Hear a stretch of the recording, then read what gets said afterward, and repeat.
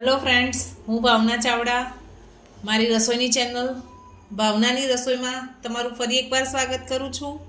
આજે હું તમારી સાથે ભરેલા કારેલાના શાકની રેસીપી શેર કરવા જઈ રહી છું. તો ચાલો આપણે શરૂઆત કરીએ. મેં અહીંયા 250 ગ્રામ કારેલા લીધેલા છે, જેને આ રીતે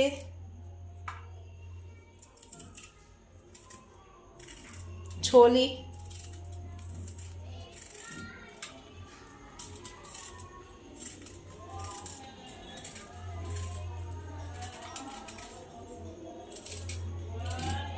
બધા કારેલાને આ રીતે આપણે છોલી લઈશું. આપણા બધા કારેલા આપણે છોલી લીધા છે. હવે આવી રીતે એક વચ્ચેથી કટ કરી લઈશું અને વચ્ચે જે બીનો ભાગ છે એ બધો કાઢી લઈશું, જેથી આપણે વ્યવસ્થિત એમાં મસાલો ભરી શકીએ. આવી રીતે બધા જ કારેલામાંથી બીજ કાઢી લઈએ. આપણે બધા જ કારેલામાંથી બીજનો ભાગ કાઢી અને આ રીતે ચીરો પાડીને સાફ કરી લીધેલા છે. હવે આને આપણે બાફવા મૂકી દઈશું. તો ગેસ એક તપેલીમાં પાણી મૂકીશું. 1 ચમચી જેટલું મીઠું ઉમેરી દઈશું, જેનાથી કારેલાની કડવાશ નીકળી જાય. હવે આપણે એને અંદર નાખી બાફવા મૂકી દઈશું. કારેલા બફાય ત્યાર સુધી આપણે એનો મસાલાની તૈયારી કરીશું. હવે આપણે એનો કારેલા એક બાજુ બફાય છે ત્યાર સુધી આપણે એમાં જે મસાલો કરવાનો છે એ કરી દઈએ. 5 થી 6 લસણની કળી લીધેલી છે, લીલા મરચાં છે 2 થી 3 નંગ, લીલા ધાણા છે અને આ ચણાનો લોટ છે, જે આપણે થોડો નોર્મલ શેકીને લઈશું. તો હવે ચાલો મસાલાની પ્રોસેસ ચાલુ કરીએ.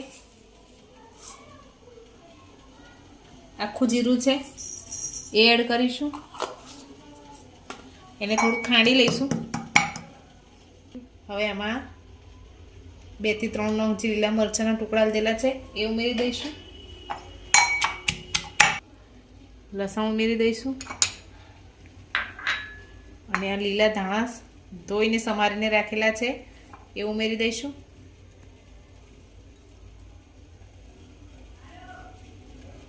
આપણે આની એકદમ ઝીણી પેસ્ટ નથી કરવાની, આને થોડું દરદરું રાખીશું.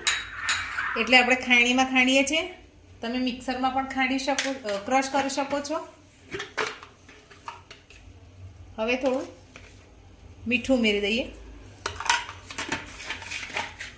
જેનાથી આપણો પેસ્ટ સરસ થઈ જાય. આપણે ગેસ ચાલુ કરી એક બાઉલ મૂકીશું. એમાં આપણે થોડું તેલ ઉમેરી દીધેલું છે. હવે આ બેસન ઉમેરી દઈશું.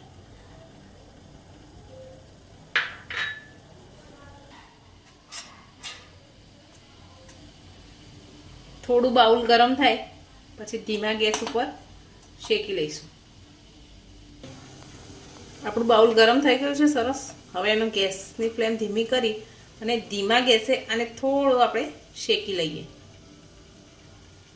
વચ્ચે જ્યાં લમ્સ પડ્યા છે એ પણ એ કરી દઈશું.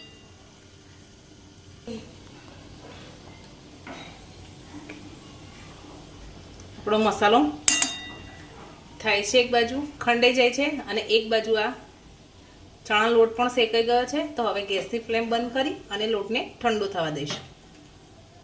આ બાજુ આપણા કારેલા પણ બફાઈ ગયા છે લગભગ. અને એકવાર ચેક કરી લઈએ.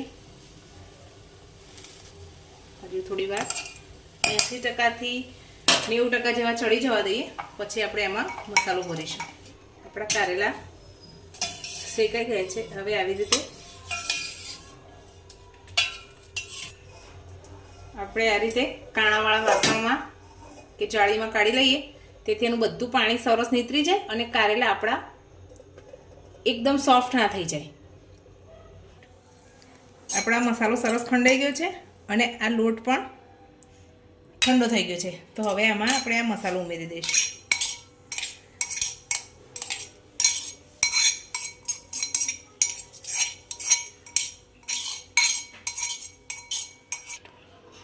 આપણે મસાલો ખાંડતી વખતે મીઠું ઉમેરેલું છે એટલે હવે એ પ્રમાણે મીઠું ઉમેરીશું, એટલે સ્વાદ પ્રમાણે મીઠું. આ કાશ્મીરી લાલ મરચું છે જે મેં 2 થી અઢી ચમચી જેટલું નાખેલું છે. ભરેલા શાકના મસાલામાં ધાણા જીરુંનું ફ્લેવર સરસ જ આવે છે, એટલે થોડું એ પણ વધારે ઉમેરીશું. અડધી ટેબલ સ્પૂન જેટલો ગરમ મસાલો છે. હવે આમાં થોડું બાઇન્ડિંગ માટે તેલ ઉમેરી લઈશું.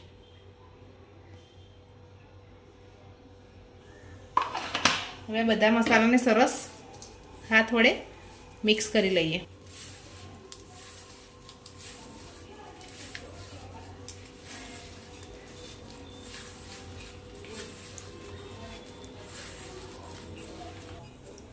હવે આપણો મસાલો સરસ મિક્સ થઈ ગયો છે. હવે આપણે આને કારેલામાં ભરી લઈશું.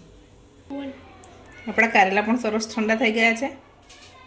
હવે આપણે એમાં મસાલો ભરી દઈશું. આ રીતે કારેલામાં આપણે મસાલો ભરી અને કારેલાને ઉપરથી આ રીતે પ્રેસ કરી લઈશું.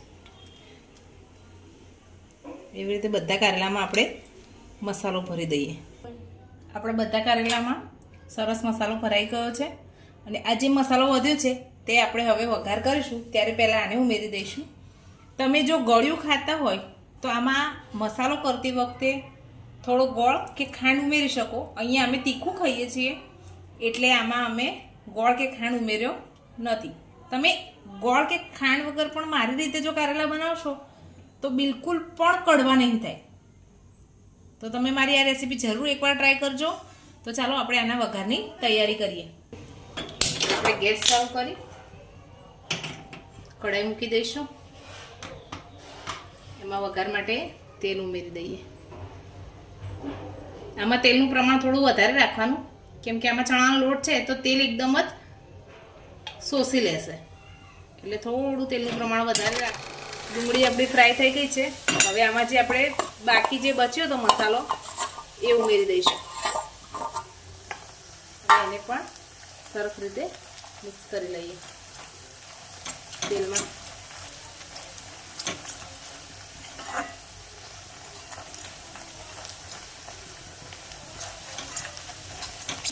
આપણે ગેસ ચાલુ કરી કઢાઈ મૂકી દઈશું. એમાં વઘાર માટે તેલ ઉમેરી દઈએ.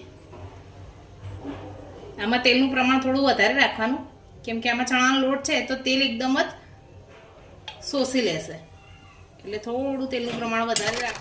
ડુંગળી આપણી ફ્રાય થઈ ગઈ છે. હવે આમાં જે આપણે બાકી જે બચ્યો તો મસાલો એ ઉમેરી દઈશું.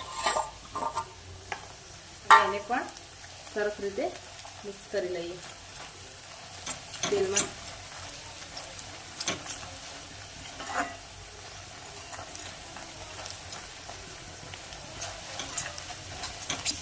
આપણો મસાલો મિક્સ થઈ ગયો છે. હવે આપણે આમાં કારેલા ઉમેરી દઈશું. કારેલાને એકદમ ધીમે ધીમે તેલ સાથે અને મસાલા સાથે મિક્સ કરી લઈએ.